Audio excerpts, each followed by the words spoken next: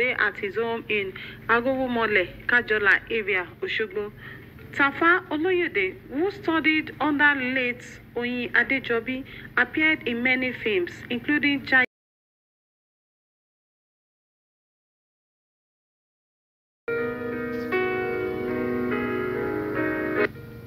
Orúkọ mi ni John Adewuni Adewoye, tí gbogbo èèyàn mọ̀ sí Tafa Oloyede Akanji Oniposi. A bí mi ní ìlú Ẹdẹ ní Osun State, ní agbo ilé Ìṣẹ́kí Olóró. Ṣùgbọ́n ọlọ́dún kan ni wọ́n bí mi sí. Ọlọ́dún yẹn jẹ́ oríko Ẹdẹ nígbà lọ́dún náà lọ́hùn. Mo lọ sí ilé ìwé alákọ̀ọ́bẹ̀rẹ̀ ní ọlọ́dún, wọ́n pè ní DC school ọlọ́dún nígbà náà. Mo jáde ìwé mẹ́fà, mo lọ sí ilé ẹ̀kọ́ tí wọ́n pè ní ìwé mẹ́jọ modern school. Nígbà tí mo jáde modern school, mo lọ ṣiṣẹ́ ní ọ̀dọ̀ ẹnìkan tí à ń pè ní Alhaji olówó òbí ìdá kọ́lọ̀mbá mi kò ń kẹ́ níbi ìdángbà náà, gẹ́gẹ́ bí akọ̀wé àwọn kọ̀ǹtráktọ̀. Mo ṣiṣẹ́ ní ọ̀dọ̀ Alhaji Bangudu níbi ìdá. Ìgbà tí mo wà bí ìdá, wọ́n pín wa. Àbújá ni wọ́n gbé mi lọ. Àbújá ò tí ì di federal capital ńgbà náà tí a ti lọ tí mo fi lọ bẹ̀. Nígbà mo dé, ìdánwò oníwèé mẹ́jọ mi ó pàṣà náà kà sí dáadáa. Mo bá tó lọ tún ìdánwò yẹn sí. Níjáde tí mo jáde ní modern school fún àtúnṣe ìdánwò tí mo ṣe. Ó tó di pé màá bẹ̀rẹ̀ eré orí ìtàgé ní ilé ìwé ńgbà wà ní ilé ìwé alákọ̀ọ́bẹ̀rẹ̀. Mo máa ń kọrin nílé ìwé, mo máa ń lùlù, mo máa ń jó. Tí a bá ń ṣeré òpin ọdún, èmi ni mo máa ń ṣeré tó pọ̀ jù. Ní ilé ìjọsìn wa ní Ẹdẹ ńgbà náà, wọ́n ń pe ilé ìjọsìn yẹn ní Ìṣẹ́kí Olóró Baptist Church. Tí a bá ń ṣeré òpin ọdún, tá a máa ń ṣe tàbí wọ Happy New Year. Torí èmi lọ́pọ̀lọpọ̀ bí wọ́n wá sí church nígbà náà, ní àmọ́ ṣé Jọ́ọ̀nù wà lé, ṣé yóò ṣeré? Nígbà gbòòrò Ọlọ́run ti fún mi ní ẹ̀bùn yẹn. Nígbà wà ní church náà, mo mọ̀ lùlù, mo mọ̀ orin kọ, èmi lọ̀gá àwọn onílù ní church wa nígbà náà. Ṣùgbọ́n obìnrin kan máa ń wá wòran wa, wọ́n ń pè ní Táìbá, ìyàwó ọlọ́fà náà. Ọlọ́fà náà tí mo sọ yìí kì í ṣe ọlọ́fà náà èyí tí jẹ́ ọlọ́fà náà lè ṣe, kì í ṣe Adérẹ̀mí ọlọ́fà náà o. Kì í ṣe Adérẹ̀mí. Tó jẹ́ ọ̀gá Adérẹ̀mí ọlọ́fà náà gangan, ìyàwó rẹ̀ ni mò ń sọ. Òun ti wà ní ọ̀dọ̀ bàbá Adéjọbí. Wọ́n wá máa ń wo eré wa lọ́dọọdún. Tọ́kọ̀lọ́pàá bá mi ló bá ní ṣé mo lè wá máa ṣeré ní ọ̀dọ̀ àwọn.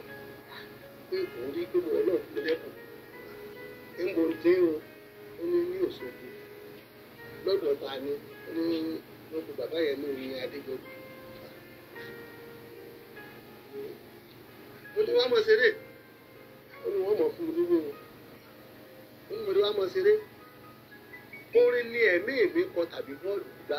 Torí ọmọ bọ́ọ̀lù gbàgbà máa ń lásìkò gan. Mo ti kọ ìwé sí Emperor Big Peters nígbà lọ́dún náà mo ti pẹ́ tó lóun bọ̀ sóṣogbo fún bá àṣírí òfin wá bá wọn. Kí wọ́n tó dé ni àǹtí Táìbá ti mú mi wá sí Òṣogbo. mo bẹ̀rẹ̀ eré lọ́dọ̀ ọ̀gá mi bàbá mi alàgbà kí Ọlọ́run bá mi fi ọ̀rọ̀ kẹwọn tí n bá fẹ́ bẹ̀rẹ̀ ohun tí mo fẹ́ ṣe tàbí mo fẹ́ bá fẹ́ gba gbòòrò tàbí tí mo bá fẹ́ ṣe nǹkan èmi máa ń kọrin fún ọ wípé ìbà lókè o ìbà Adéjọbí ọ̀gá mi o ó sì bá òṣèré gbogbo Nàìjíríà ìbà ọ̀gá mi tó kọ́ mi ló fẹ́ torí pé ọ̀dọ̀ Adéjọbí bàbá wa ọmọọba Oyin Adejobi mo ti bẹ̀rẹ̀ eré orí ìtàgé tí àǹtí Táìbá yẹn tó mú mi wá sí ọ̀dọ̀ Adéjọbí ńgbà náà nígbà mo dọ́dọ̀ wọn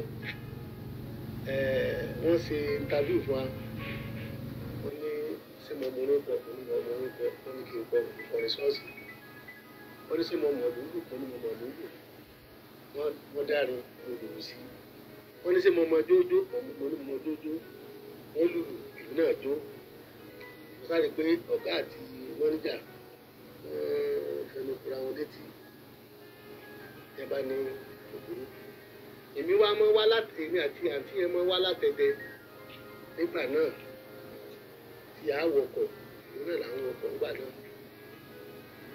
ká wọkọ̀ wá a wọkọ̀ padà wá fún mi lówó nígbà yá ni ìyàwó ọ̀gá wa kan ní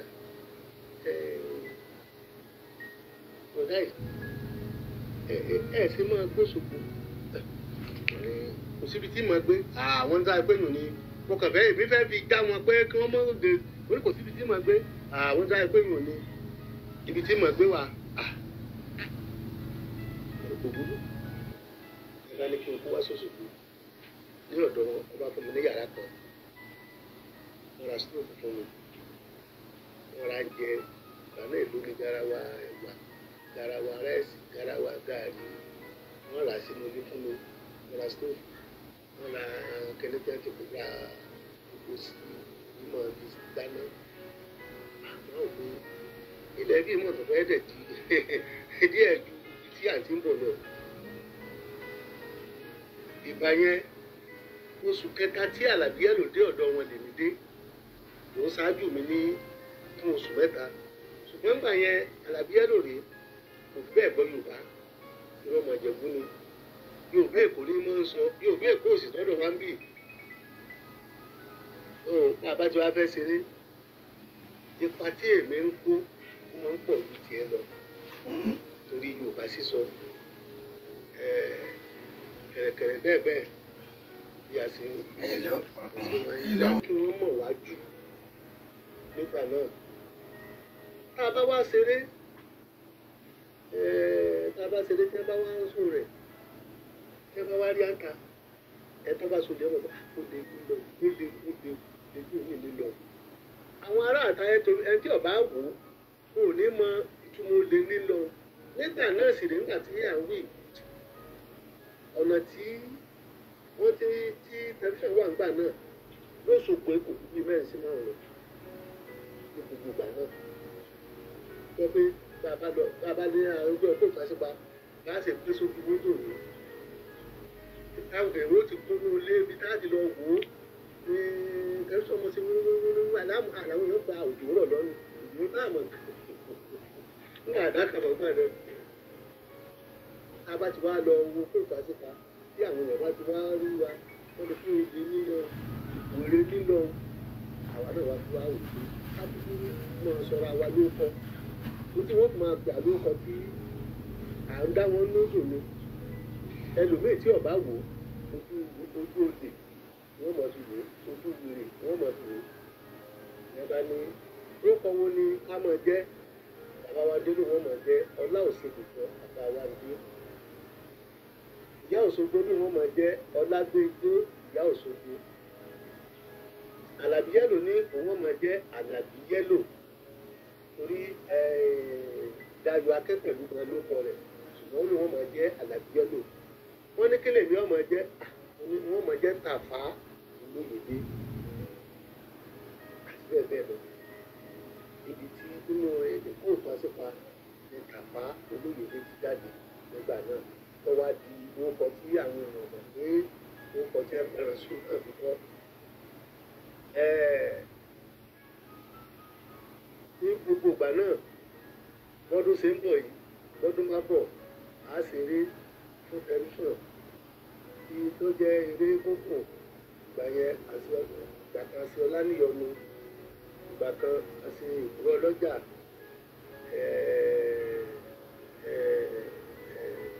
tẹnitẹni, ìyíkan sọ́jà, Fọlájiyọ̀ nígbà náà tó jẹ́ pé nínú àwọn eré yìí nípa tí mò ń kún pọ̀ gan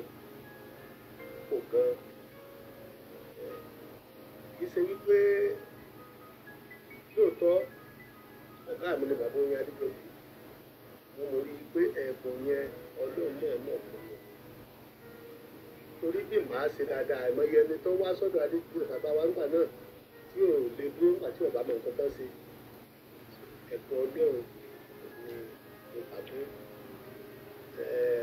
Nígbà bàbá wà láyé àṣírí wọn kan ìtàn ìgbésí ayé wọn Orogun Adédìgbà tó jẹ́ pé tí a bá ń sí báyìí láti bẹ̀rẹ̀ àwọn èèyàn mọ̀ rí ẹ̀rín ní ẹ̀rín àrín tàkìtì ní ẹ̀rín àrín yíkìtì ṣùgbọ́n nígbà tó bá lọ sí òpin bẹ́ẹ̀ bá ti sí lọ bá ṣe mú wọn bá àwọn èèyàn dàkẹ́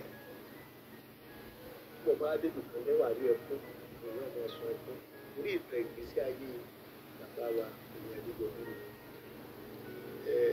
nínú eré yẹn obìnrin yẹn ṣe wọ́n níkà ni wọ́n gbà tó wá di gbẹ̀ngbẹ̀yìn ìkàwákà níbi tí obìnrin yẹn yàgò sí wọ́n wà lọ bí ọ̀gá wọ́n wà bí rẹ̀ dé orí stéèkì obìnrin yẹn yàgò sí. Obìnrin bá ti wá rí ọ̀rọ̀ pé Adéjàre ò wá ọkọ mi ìwọ kò kí mi mọ́ lọ́wọ́ kí mi o olú ti dá ọ láre lọ́wọ́ kí mi o olú ti dá ọ láre òun gbọ́dọ̀ dákẹ́. Àwẹ̀lé ó ṣe o aya bàbá mi àwẹ̀lé ó ṣe o aya bàbá mi àánú ṣe mí o ojú òróró ìwọ ló gbégi ilé mi lọ́wọ́ ìwọ ló máa tún mi dá o ṣùgbọ́n mo tọrọ olúforí kíyan o ó tún ọ bí padà ayé ìgbà wa ìlú ọba kì í ìdájọ́ ayé rèé o ìdájọ́ ọ̀run bọ̀ ẹni bá fẹ́ kó ṣe rere ẹni fẹ́ kó ṣe búburú ọjọ́ kan ń bọ̀ ọjọ́ ẹ̀san o ìdájọ́ ayé rèé o ìdájọ́ ọ̀run bọ̀ kábàánìjẹ́ tó dé abànìjẹ́ sì dé tó bá wà lọ́wọ́ àtún